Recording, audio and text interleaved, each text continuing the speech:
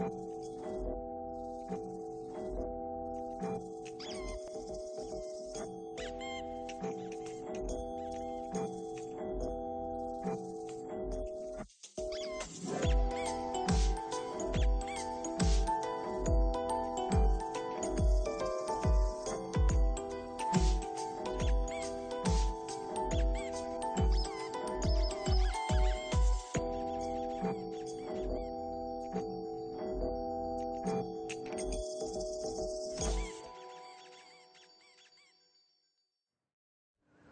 6h30, le chef de l'Élysée vient faire son marché pour le dîner en l'honneur d'Elisabeth II.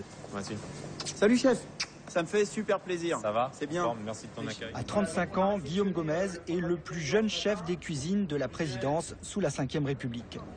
Bonjour chef. Comment vas-tu? Ça va toi? Ça va bien? En forme? À toi, on la sent de bonne main, Guillaume. Merci, à tout à l'heure. Pour l'entrée, c'est un grand classique des menus élyséens qui attend la reine d'Angleterre. Bon ça, je sais pas ce que tu fais avec, mais je pense que c'est un peu trop ferme, tu vois. Ça, c'est un peu blanc, oui. C'est un peu blanc ça, ouais. Par rapport à un autre foie qui est bien jaune, vous voyez, ça c'est un petit peu plus pâle. Donc ça, on va éviter. Là, on a des textures qui sont plus rien. Un peu plus Tu souple. vois, plus souple, le foie il est bien luisant. Magnifique. Voilà. Ça c'est super. Il faut vraiment de l'homogénéité, c'est ça qui est important. Il a cette exigence particulière parce que bon, il n'a pas le droit à l'erreur. Personne n'a le droit à l'erreur, mais lui, il est surtout pas plus que les autres. Je dirais même moins que les autres. On sait que ça va faire parler un petit peu de la région. C'est aussi notre rôle, la table de l'Élysée, de sélectionner des producteurs de la France entière. Et puis on fait tourner en fonction des dîners. Bon, bah écoute, Michel, hein, on part donc sur une sélection comme ça. Guillaume Gomez a commandé 6 kilos. Prix professionnel, 32 € le kilo, 12 à 15 € de moins que dans le commerce. L'Élysée ne met pas tous ses foies dans le même panier. La seconde partie de la commande a été confiée à un autre fournisseur. Après la commande de foie gras du chef Gomez, coup de fil au fournisseur du Périgord. Guillaume, tu vas bien? Ça va et toi? Impeccable. Comment ils vont mes petits canards ce matin? Ça va, il y a la pleine marchandise. Est-ce que tu peux me faire un retour sur les foies qu'on a livrés à l'Élysée? Le chef est très content, des textures lui plaisaient beaucoup quand il les a donc sélectionnées. Il nous a remerciés et il te remercie, toi, et puis surtout tout ce qui est en amont, les producteurs, les gens que vous avez chez vous là-bas. Bon, bah parfait. Ça, c'est important. Je te remercie, bonne journée à toi, au revoir. Le Périgord, haut lieu de la gastronomie française. C'est donc sur ce site de découpe, dans la zone industrielle de Périgueux, que la sélection a été faite. Vous faites attention dedans, s'il y en a qui sont trop abîmés, vous les mettez de côté. Ça, c'est fini. Un visage jeune dans un secteur de tradition. Guillaume Espinet a quitté la finance pour reprendre l'affaire familiale il y a 5 ans.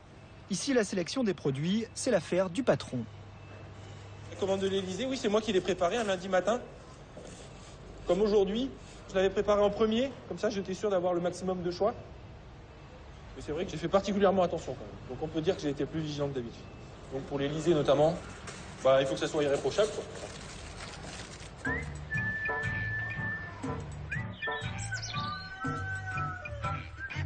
Ces canards sont un peu devenus la poule aux œufs d'or du Périgord. Bonjour Patrice, comment vas-tu? Ça va. Et toi?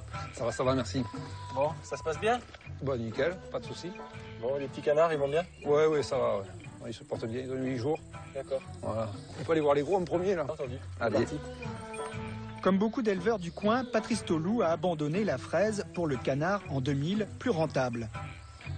La reine a validé le choix du foie gras pour le menu élyséen. Faut-il y voir un pied de nez à son fils farouchement opposé au gavage? Le prince Charles interdire des tables royales, ce produit controversé dans beaucoup de pays. J'avais cru comprendre que les Anglais étaient un petit peu contre le procédé du gavage et donc qui le boycottaient entre guillemets. Mais je suis très content et très fier qu'il en soit servi à la reine d'Angleterre. Mais en attendant le gavage et l'abattage au bout de 3 mois, le bonheur est dans le pré. Voilà, mais il commence à se mettre un peu à l'ombre. Ils ont combien à peu près en surface? Ben là, ce parcours, les 2 parcours, il faut à peu près 20 000 m², 2 hectares. 4000 canards sur 2 hectares, pas de production en batterie donc, mais un élevage en plein air, avec gavage au maïs du sud-ouest. C'est dans le cahier des charges pour l'appellation foie gras du Périgord. Ici que tu as tous les petits? Oui. Petit coup d'œil maintenant dans la poussinière. Les canetons y sont gardés bien au chaud pendant 3 semaines.